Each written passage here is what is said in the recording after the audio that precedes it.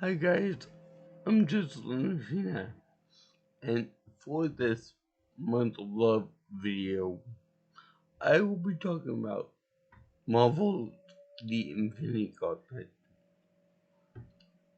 No, I'm not talking about the Infinity War movie, although that is pretty cool. I like that one better than I like an in-game movie. But no, I'm talking about the actual in-game, the actual Infinity Gauntlet comic book, or in this case, series of 5 or 6 um, short comics. And this is the basis for the movies and for the entire Infinity Saga story of the Marvel Universe, Marvel Cinematic Universe.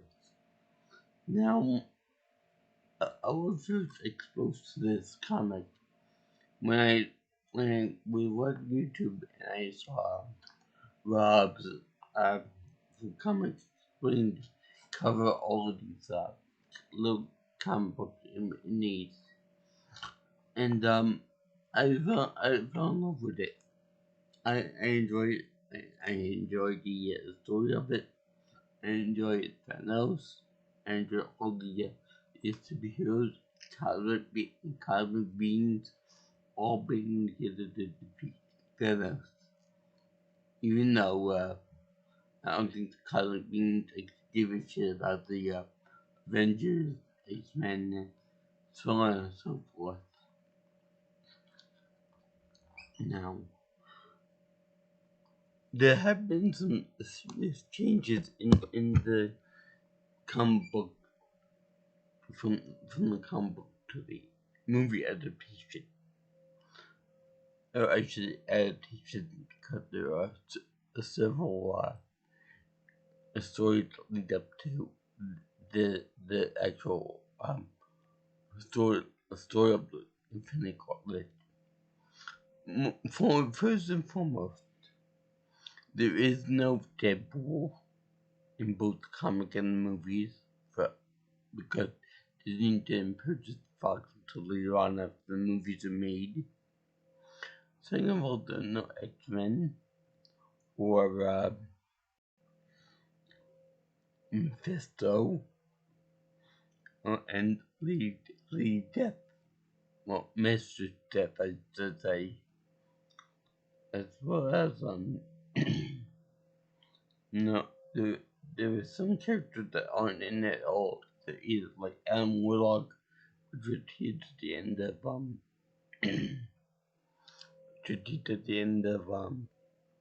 the Guardians of the Galaxy 2, which I love those movies.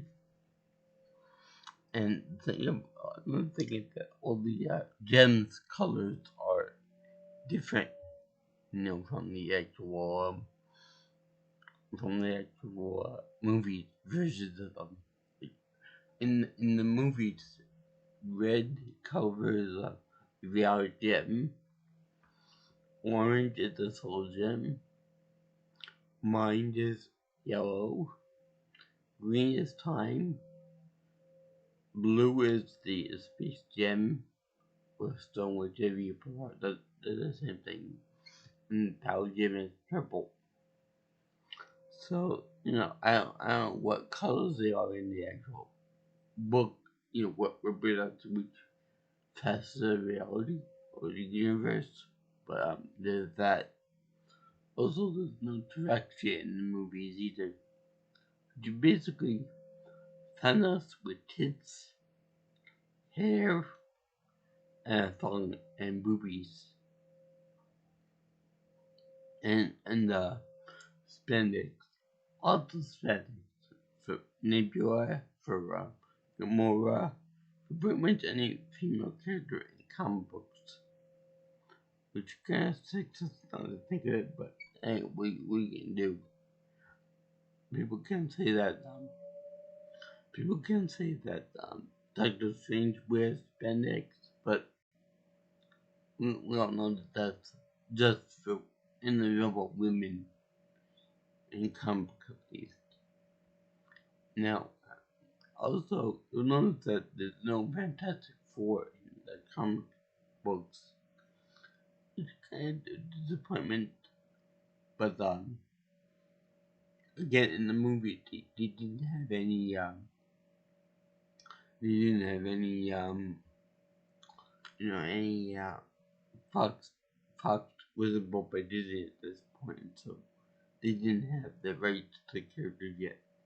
Kind of funny, but it's like that. We're gonna do que sera.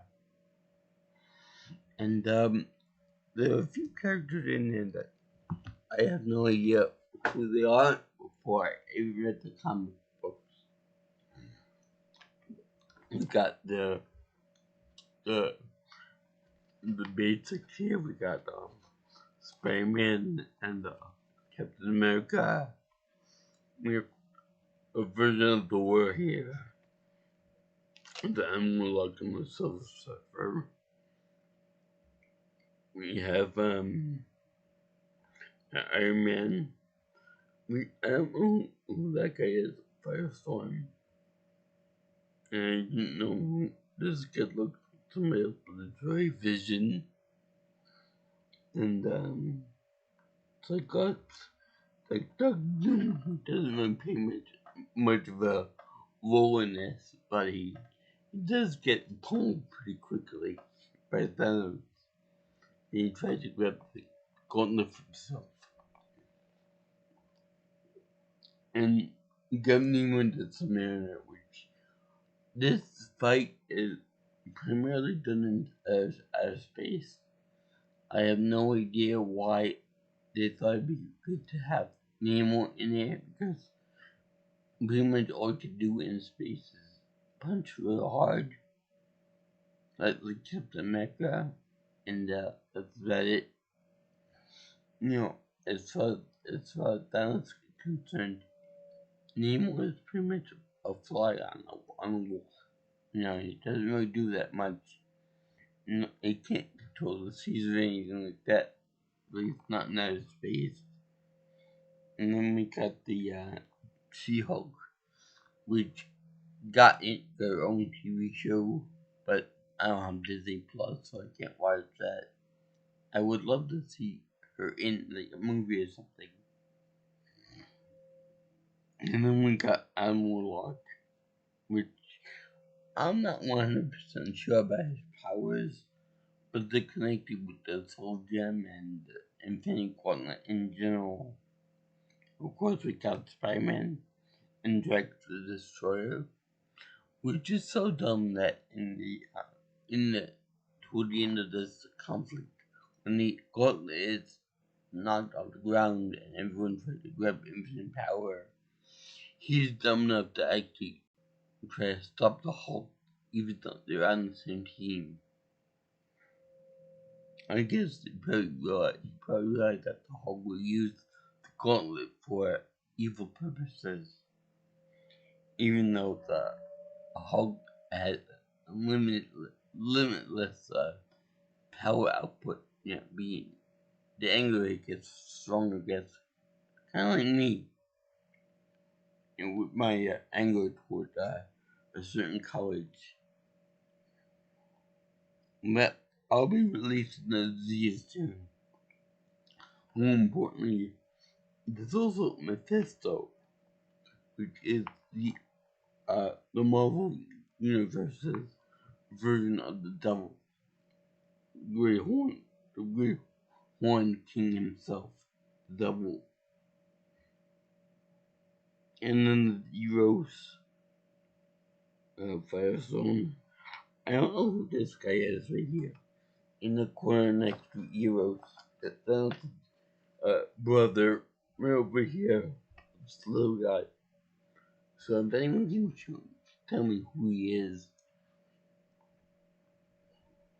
Okay, with the little right here.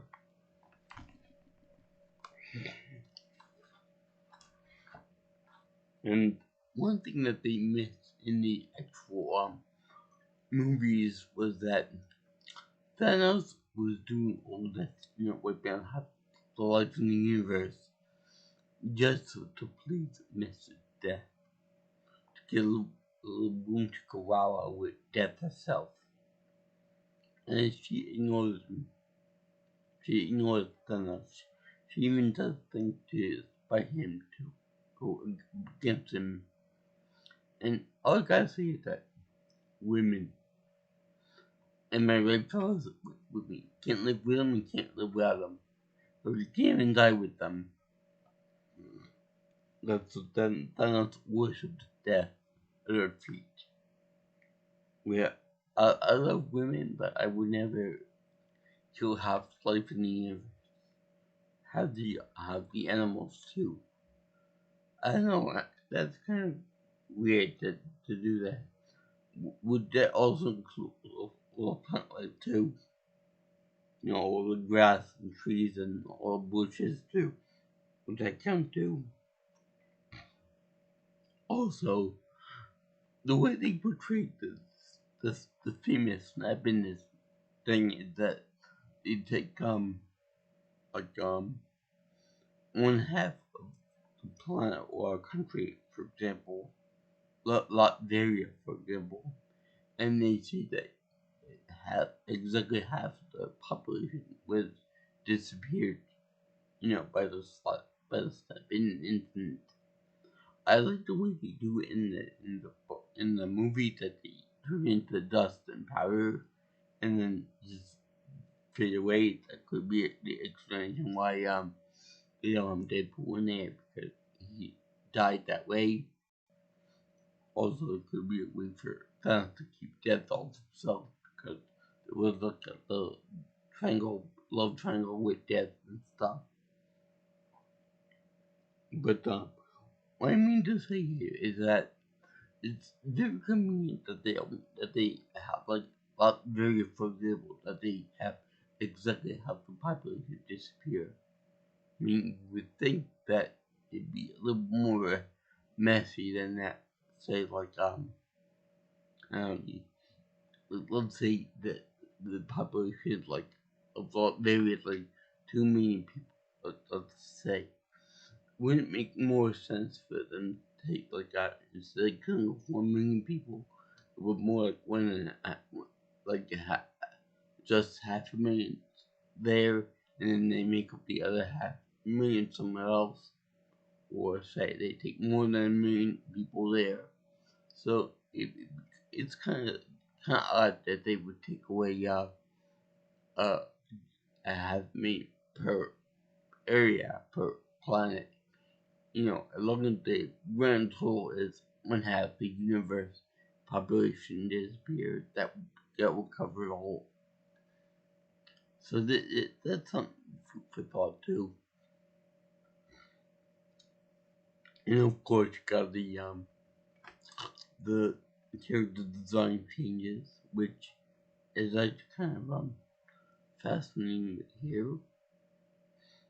I'm not gonna go into detail as to the exact amount of character changes from the source to the actual movie itself, because if I did everything like that, I would be a super nerd, and the video would be 2 hours long on just that. So I'm not gonna do it that. But for the most part, it's pretty awesome. I should point out that this is the first comic book I've actually read for a long time, for at least 20 years. So it's pretty epic whenever I start to read comics again. And just before I forget, this will be my next comic that I will be talking about here.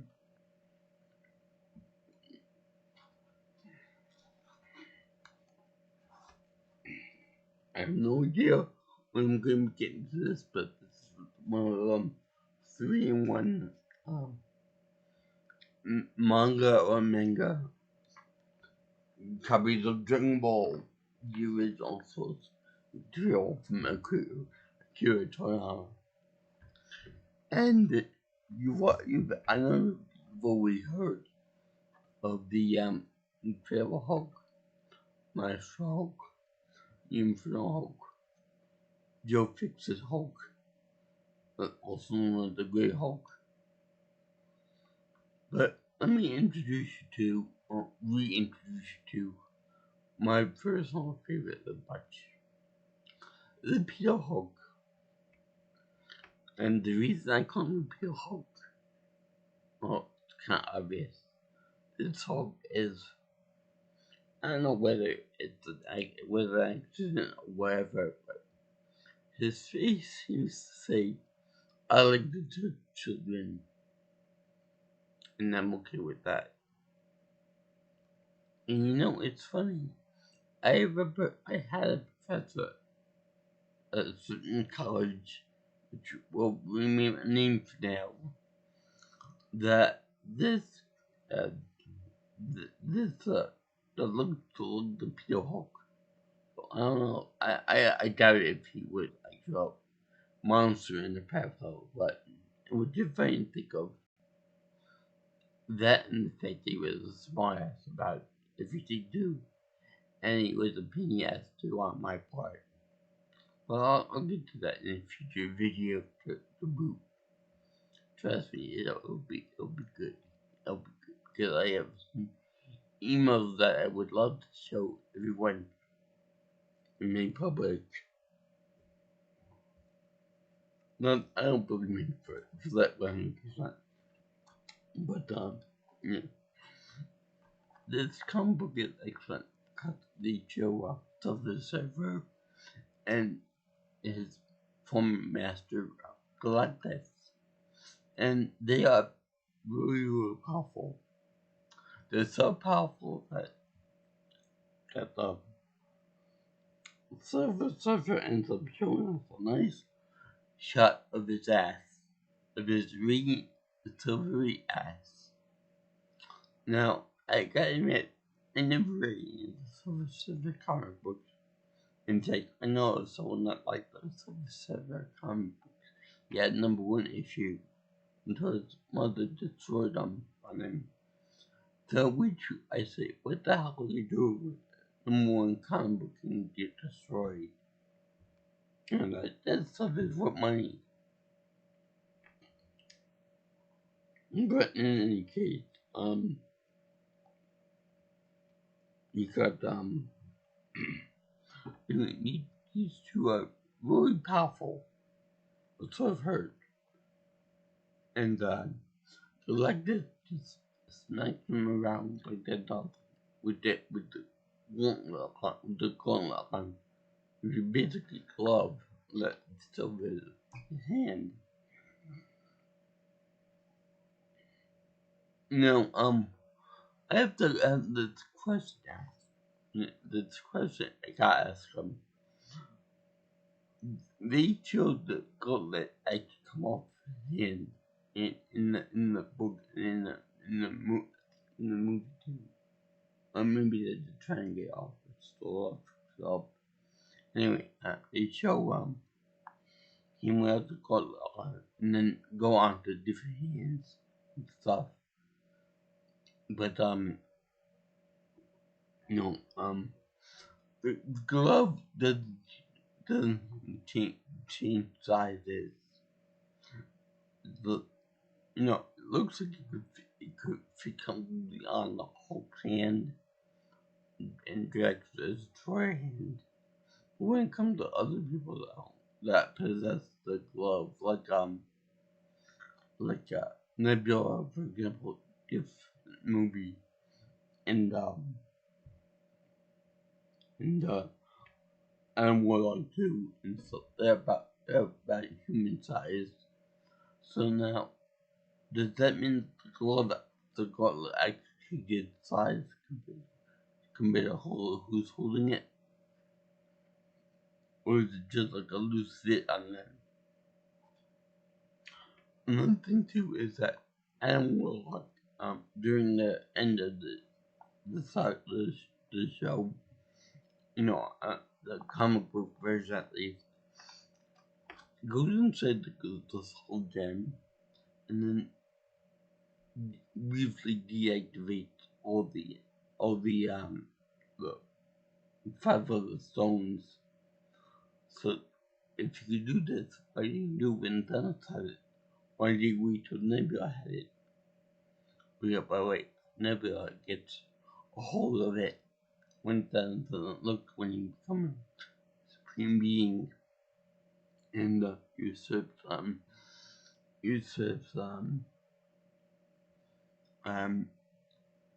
Infinity Trinity, yeah, the embodiment of everything.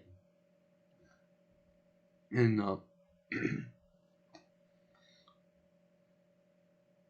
when he, why does he wait till that happens? Then he gets to deactivate all the gems, and then he calls disarming. Plus, in this one, in the comic version, they portray Thanos as being an analyst, like in the movie. But in this one, they portray him as willing to help out the good guys just to get the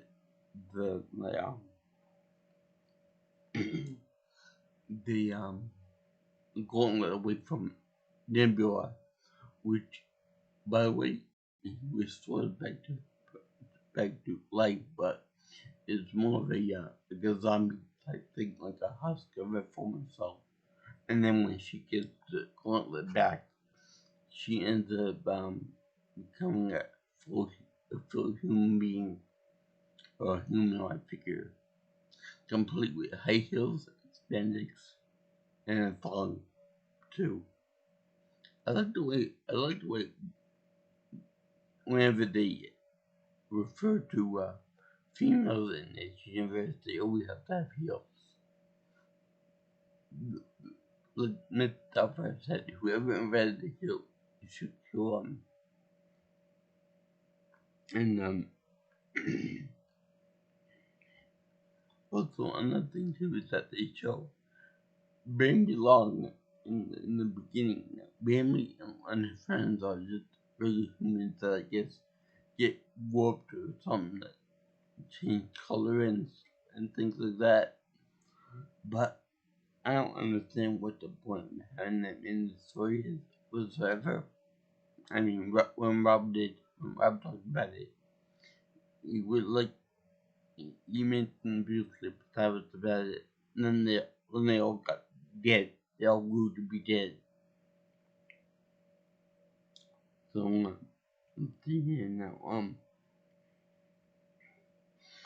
one funny thing that Rob said in his little review of this comic book was when Thanos was giving a Henry speech, Spider-Man shoots his web at his face. And I like the way Rob said it very, very peculiarly. He said he shot it into the mouth of Thanos. Why couldn't you just say that Spider-Man shot web at his mouth? Why did he have to say mouth of Thanos? So another fun thing that is in this was that Doctor Doom makes a magic grab for the Gauntlet, for infinite power and stuff, which is all about him, but he does it more to preserve Latveria. And he tried to grab the Gauntlet, and he gets it's up to away like a fly at a bug zebra.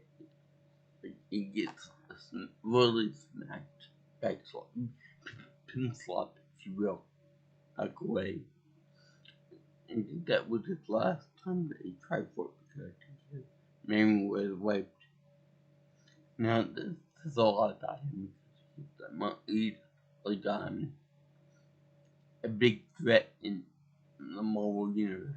Like on the level that he might become the next or one of the next big threats in the phase 5 or 6 or whatever in the movie series.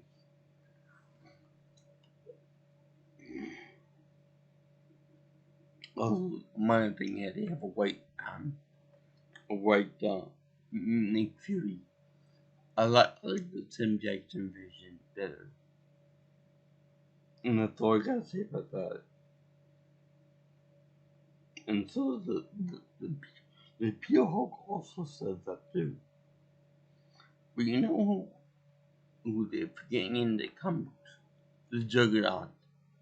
You know, I want Juggernaut in here. He would probably do some damage against Thanos. I mean, the movie makes sense because he's an X-Men character and he didn't want to have a copyright issue. Well, so three of the four, well, actually, all four of the Fantastic Four members are missing too. So I guess that erasure thing affects them too, unevenly. And let's see here,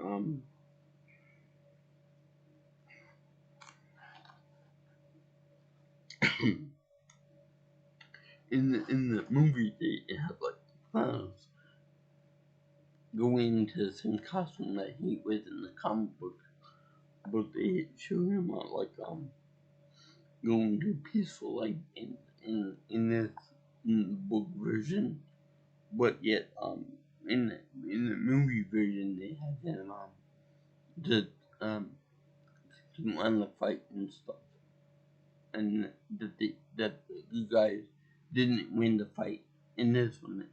In the book, yet they did win the fight eventually.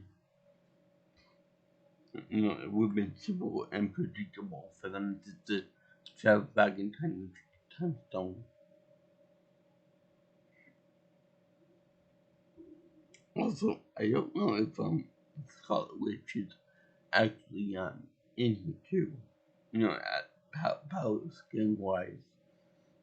You know, versus the movie versus this, because in the movie she's pretty powerful. In this one she's real powerful too. It's also no Pip the Troll leader. And see I like Thor in here, but he doesn't really make a final swing on Thanos. And let's see, they portray they have the celestial beings in this one, like Chronos, like two celestials. I feel sorry for them because it was like two random unknown unnamed celestials. Like everyone else has a cool like Thanos, not Thanos, Galactus, Love and Heat, Matt, Lord Chaos and Master Order. I don't get those confused, which they're basically display heads which represent Order and Chaos, especially the the one that controls Master Order.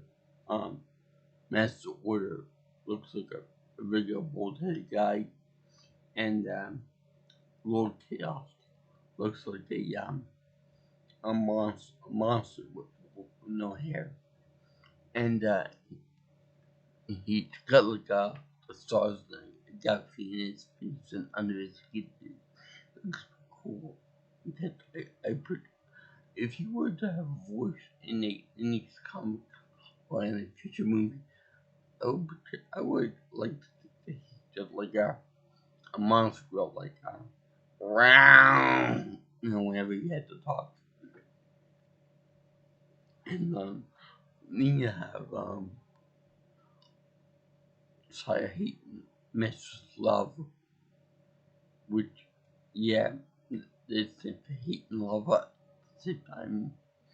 And the stranger, I have no idea what he is, but you know what would be nice if they had in this one, the um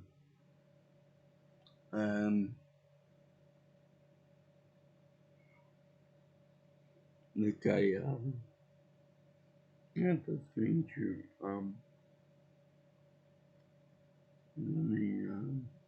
a single being that's the most powerful being in the universe, except for the Wimble Wall. The whole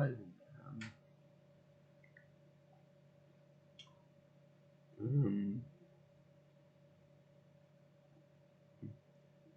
the Beyonder, the Beyonder. That would be fun. Tap in. You will deactivate all the universal things of the Infinity Gauntlet. You'd be like, you point that big gauntlet at me. Haha, I can block it with one finger. That's no big deal because my here the Beyonder is beyond from beyond the universe.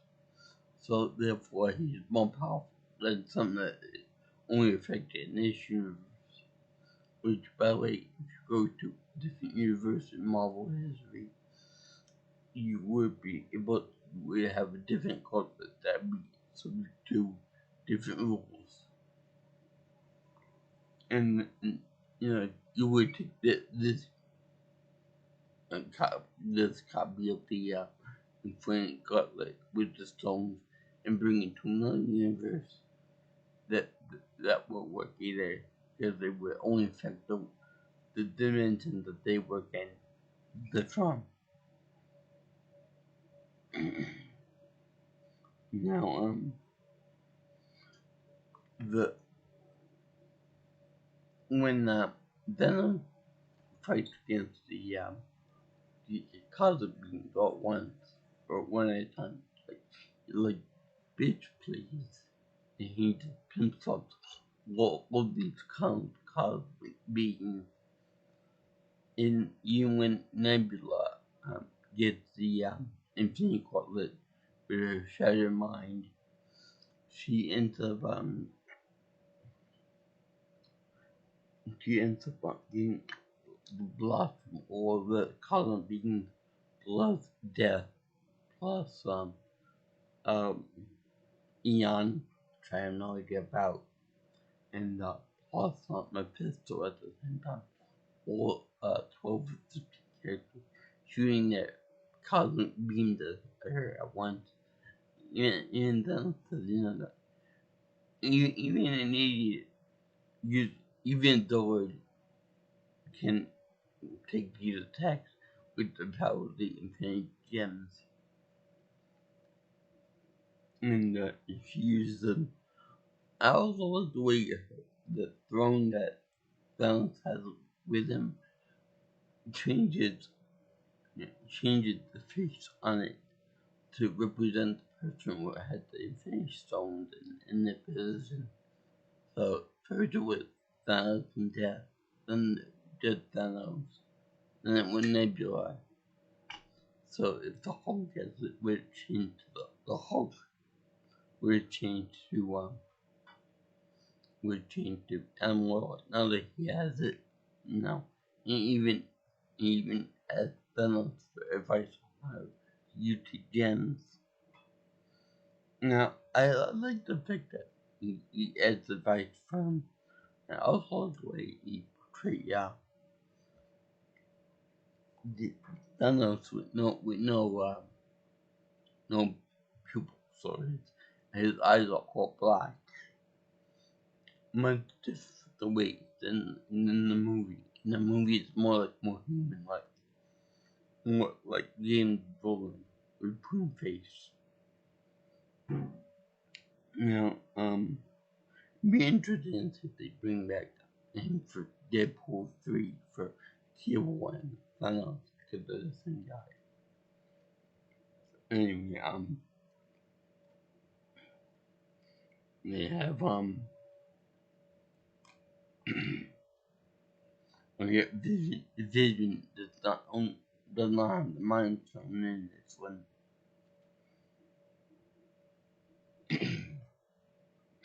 And once and will deactivate all the stones, they once he wins the fight, the celestial beings going on their way with no questions asked. And it would be nice to have Thanos beat Nebula by tricking her into resetting everything back to 24 hours ago, including herself. She becomes a zombie again. And I like the way the living tribunal would get the second in command to the Limbo or God, if you as it were. Uh, um, it's that you should look turn if Thanos it's a view, and so be it. It's the right way of evolution of the universe for the strong to take over the weak. And like I just like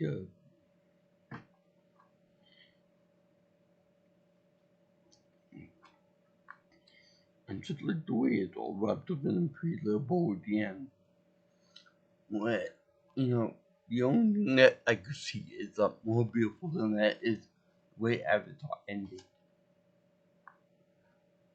And the way Avatar ended was pretty fun too. I'm gonna be doing a video vlog with that too when I get a chance. Also, they don't have a big standoff fight between Thanos and Iron Man too. Making the movie again. The Silver Surfer cool note in the fact that he was on a cosmic skateboard. And I wish they had like that too. Where talked about Galacta in it, and I wish they had her in here. Let's see here. What else was it?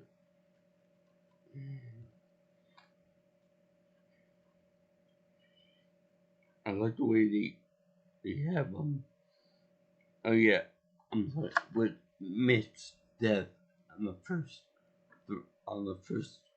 iteration of the throne to try to impress her, but then she rejected him. Then it became Thanos' face, and then it became Nebula's again. And I like the way they portray the first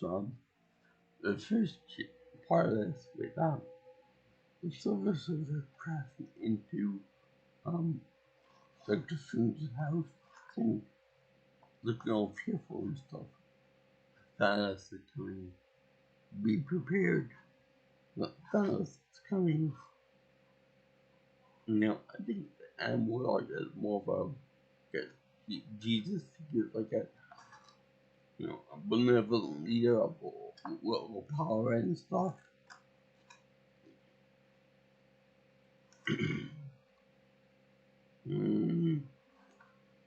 Yeah, it's not Fire Lord or Fire Summit, Fire Lord.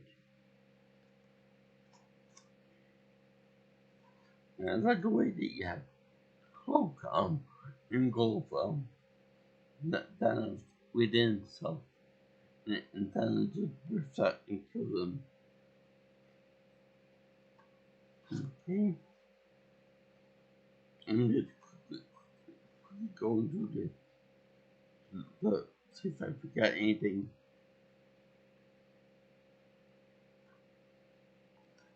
And I'm gonna ask the Hulk and Wolverine to kill Thanos if need be. And I like the way the Hulk said, "Your monster too warlike." You know that, right? Come and get me. That's the pose that Thanos uses.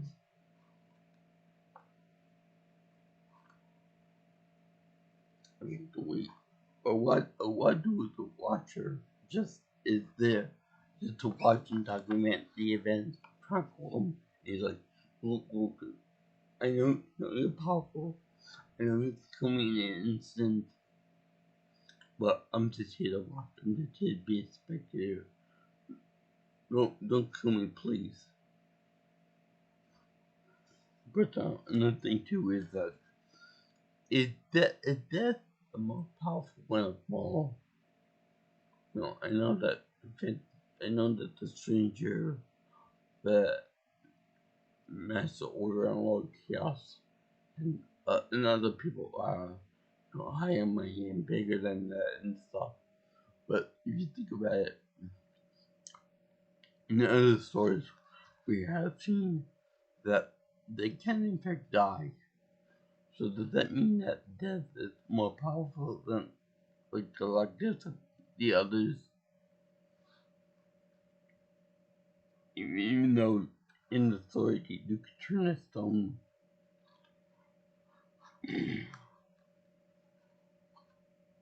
And they showed their hope and Jack the Destroyer punching Thanos so hard. I think that at this point, Jack likes the pain. Because I think the main goal is to try to impress Death again by offering fear that he might die. So it's more of a challenge thing than anything else. And also, like when Thanos becomes so enraged, become fireballs.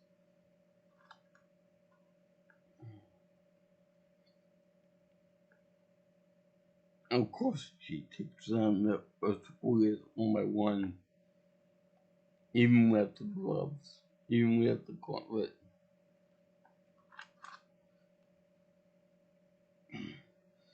And I know this is a comic book, but because there are some, there are some lines there's definitely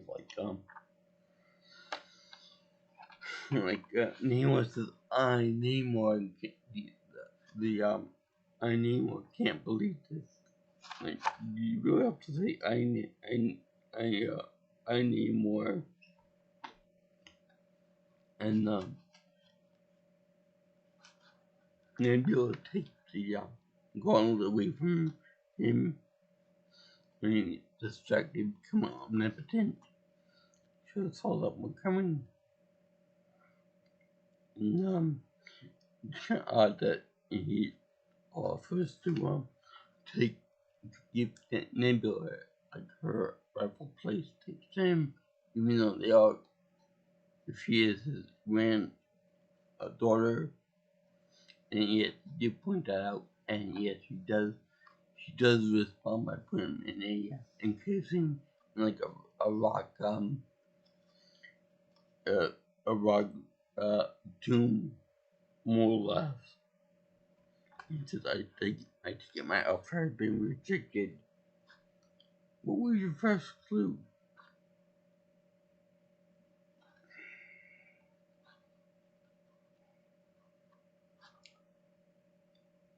And I like the way they have Thanos whenever he went to activate his power, he's like got like an evil gleam in his eye.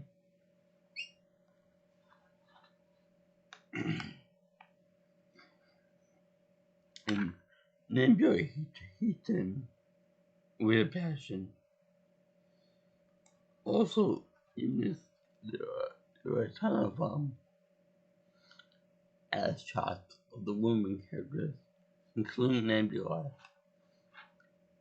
This comic book is excellently drawn.